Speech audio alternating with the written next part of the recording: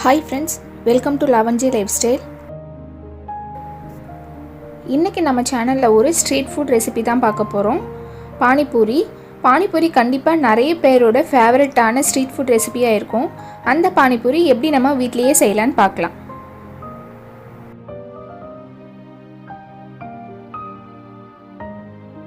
பூரி செய்யறதுக்கான இன்கிரிடியன்ட்ஸ் பார்த்துடலாம்.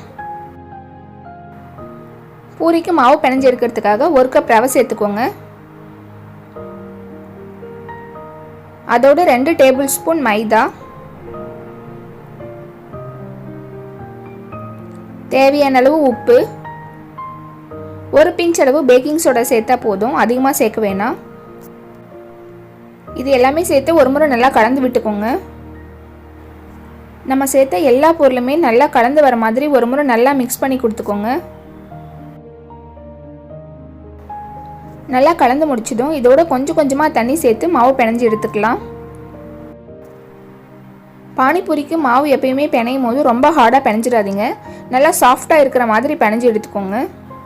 நல்லா தண்ணி சேர்த்து மாவு பிணைஞ்சு எடுக்கும் போது நம்ம சேர்த்துருக்கிற ரவை இதில் இருக்கிற தண்ணி நல்லா உறிஞ்சி நல்லா ஊறி வந்துடும். இப்போ பாருங்கள், நல்லா இந்த அளவுக்கு சாஃப்டாக இருக்கணும். மாவு ட்ரை ஆகாமல் இருக்கிறதுக்காக ஒரு ஈர துணி போட்டு இதை கவர் பண்ணிக்கோங்க. கவர் பண்ணிவிட்டு இதை ஒரு 15லிருந்து 20 நிமிஷம் நல்லா ஊற விட்டுடலாம். அப்போ ரவை நல்லா சாஃப்டாக வந்துடும். நான் ஒரு 20 நிமிஷம் கழித்து எடுத்திருக்கேன். மாவு நல்லாவே சாஃப்டாக இருக்குது. அதே சமயம் ரவையும் நல்லா தண்ணியை உறிஞ்சி எடுத்திருக்கு. கையில் பாருங்கள், நான் இந்த மாதிரி தொட்டு எடுக்கும் போது எந்த ஈரப்பதமுமே இல்லாமல் இருக்குது. பூரி தேய்ச்சி எடுக்கிறதுக்கு முன்னாடி ஒரு 5 நிமிஷத்துக்கு நல்லா இதை பிணைஞ்சு எடுத்துக்கோங்க. இப்போ இதை சப்பாத்திக்கு ரெடி பண்ணுற மாதிரி சின்ன சின்ன பால்ஸாக உருட்டி எடுத்துக்கலாம். திரும்பவும் ஒரு முறை எல்லா பால்ஸுமே நல்லா சாஃப்டாக உருட்டி எடுத்துக்கோங்க. ட்ரை ஆகாமல் இருக்கிறதுக்காக திரும்பவும் ஈரத்துணி போட்டு கவர் பண்ணிக்கலாம். இப்போ நம்ம பூரி தேய்ச்சி எடுத்துடலாம். லைட்டாக மைதா மாவு டஸ்ட் பண்ணிக்கோங்க. இப்போ நம்ம உருட்டி வச்சுருந்த ஒவ்வொரு பாலாக எடுத்து நம்ம இதில் தேய்ச்சி எடுத்துக்கலாம். பானிபூரிக்கு நம்ம எப்போவுமே மாவு தேய்க்கும் போது அதோட திக்னஸ் ரொம்பவே முக்கியம். அதனால் கரெக்டாக பார்த்து தேய்ச்சி எடுத்துக்கோங்க.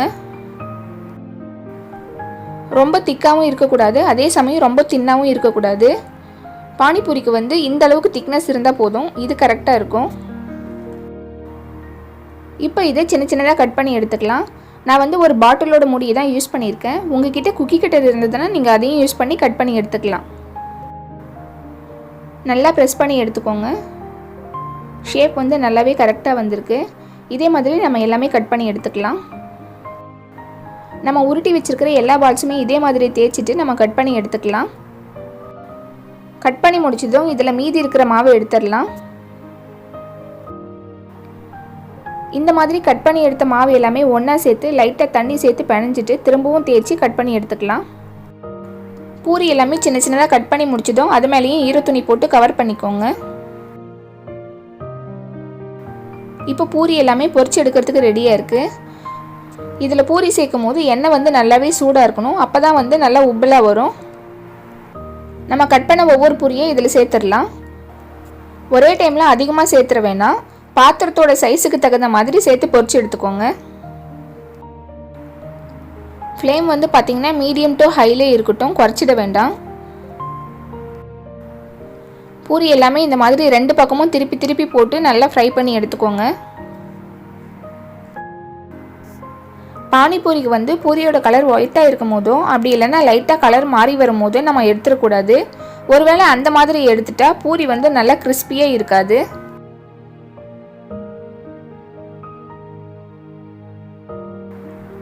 பூரியோட 2 பக்கமும் நல்லா கலர் மாறி வர வரைக்கும் நல்லா திருப்பி விட்டு ஃப்ரை பண்ணி எடுத்துக்கோங்க. பூரியோட கலர் பார்த்திங்கன்னா ஸ்டார்டிங்கில் இருந்ததுக்கும் இப்போ இருக்கிறதுக்கும் நல்லாவே வித்தியாசம் இருக்குது. இப்போ இது ரெடி ஆயாச்சு. இதை நம்ம வெளியே எடுத்துடலாம். பூரி பாருங்கள், நல்லா கரெக்டாக வந்திருக்கு. இப்போ அதே மாதிரி மீதி இருக்கிற எல்லா பூரியுமே சேர்த்து 2 பக்கமும் நல்லா கலர் மாறி வர வரைக்கும் ஃப்ரை பண்ணி எடுத்துக்கோங்க.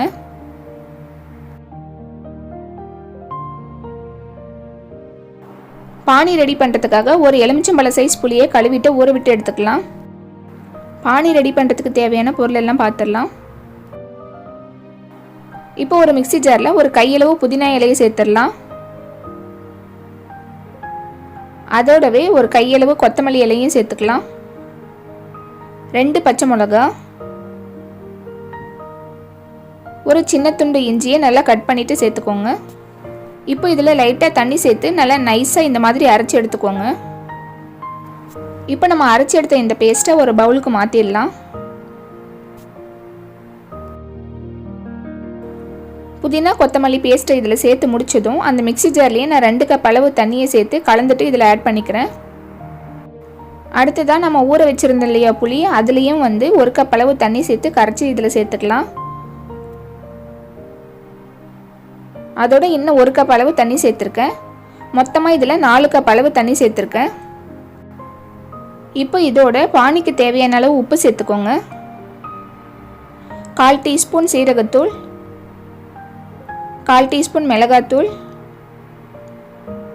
1/4 டீஸ்பூன் மல்லித்தூள், 1 டீஸ்பூன் சாட் மசாலா. இது ஹோம்மேட் சாட் மசாலா. ஏற்கனவே சாட் மசாலா பவுடர் ரெசிபி நம்ம சேனலில் போட்டிருக்கோம். இதுக்கான லிங்க் நான் டிஸ்கிரிப்ஷன் பாக்ஸில் கொடுக்குறேன், தேவைப்பட்டால் செக் பண்ணி பாருங்கள். இப்போ இது ஒரு முறை நல்லா கலந்து விட்டுட்டு உப்பு எல்லாமே கரெக்டாக இருக்கான்னு பார்த்துக்கோங்க. தேவைப்பட்டால் திரும்பவும் கொஞ்சம் சேர்த்து நல்லா கலந்து விட்டுக்கலாம்.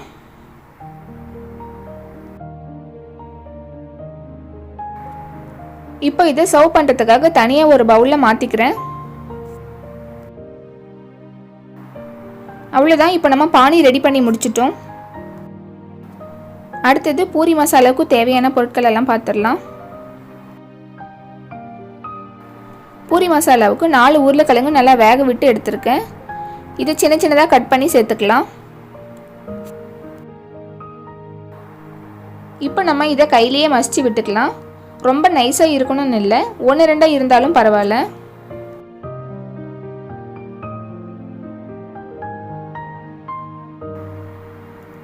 இப்போ இதோட 1/4 கப் பட்டாணியை நைட்டு முழுசும் நல்லா ஊற விட்டு குக்கரில் வேக விட்டு எடுத்திருக்கேன். இது இந்த மாதிரி அழுத்தி பார்க்கும்போது நல்லா சாஃப்டாக இருக்கணும். இந்த மாதிரி இருந்தால் போதும். அந்த பட்டாணியும் உருளைக்கிழங்கோடு சேர்த்து நல்லா கலந்து விட்டுக்கலாம்.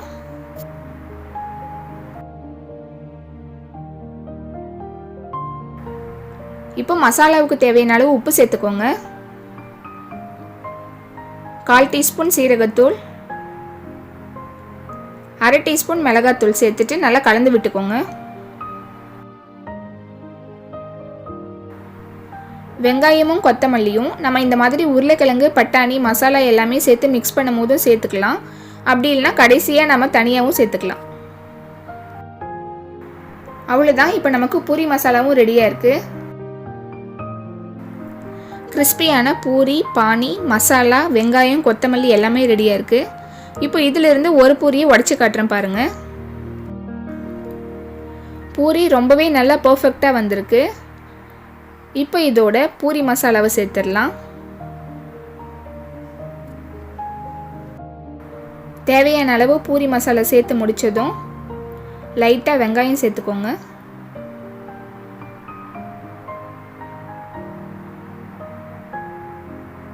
கொஞ்சமாக கொத்தமல்லி இலை. மசாலா எல்லாமே சேர்த்துட்டு பூரி ரெடியாக இருக்குது. இப்போ இதை பானியோடு சேர்த்து சாப்பிட வேண்டியது தான். இந்த வீடியோ உங்களுக்கு பிடிச்சிருந்தா மறக்காமல் நம்ம சேனலை சப்ஸ்கிரைப் பண்ணுங்கள். அப்படியே பக்கத்தில் இருக்கிற பெல் பட்டனையும் ப்ரெஸ் பண்ணிக்கோங்க. தேங்க்யூ.